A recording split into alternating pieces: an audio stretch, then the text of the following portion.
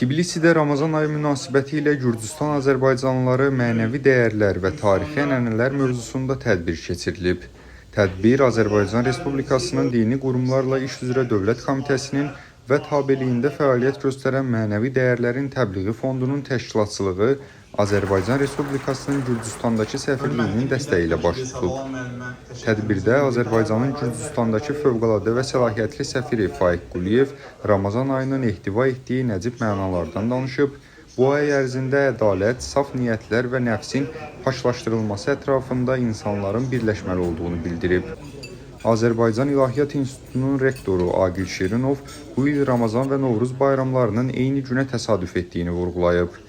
Parlamentin deputatları Savalan Mirzəyev və Zaur Darğallı çıxışlarında tədbiri Azərbaycanlı icmasının həmrəyliyinin təcəssümü kimi qiymətləndiriblər.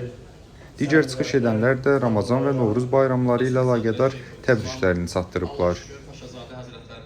Bildiyiniz kimi artıq ənənəvi olaraq bir neçə ildir ki, Azərbaycan Respublikasının Gürcüstandakı səfirliyi və Azərbaycan Respublikası Dini Qurumlar üzrə Dövlət Komitəsinin tabeliyində fəaliyyət göstərən Mənəvi Dəyərlərin Təbliği Fondu birlikdə iftar süfrələri təşkil olunur Ramazan ayında, təşkil edirlər Ramazan ayında və bu iftar süfrələrinin əsas məqsədi ondan ibarətdir ki, bu süfrə ətrafında Azərbaycandan gəlmiş din xadimlərimiz, eyni zamanda Gürcüstanda fəaliyyət göstərən dini icmalar nümayəndəsi, ümumiyyətlə soydaşlarımız birlikdə toplansınlar və soydaşlarımız arasında həm mənəvi dəyərlərimizin qorunmasına, eyni zamanda bizim tarixi ənənələrimizin qorunmasına xidmət etsin bu tədbirlər.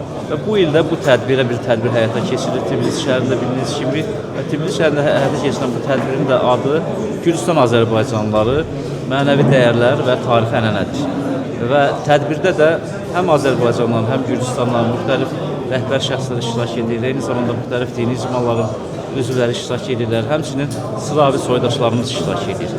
Və bu süfrələr ətrafında onlar bir-birləri ilə tanış olurlar, ölkələrimizin dəyərlərini bir-birləri ilə müzakirə edirlər, həmçinin İslamın birləşdirici dəyərlərini, vəhdətə əsaslanan dəyərlərini önə çəkilir.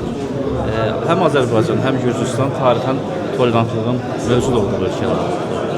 Həm Azərbaycanda, həm Gürcüstanda müxtəlif dini konfessiyalar nümayəndələri yaşayır, müxtəlif etnik qruplar nümayəndələri yaşayır və heç vaxt onlar diskriminasiyaya məruz qalmayıblar, bir arada yaşayıblar, qardaşlıq şəraitində yaşayıblar.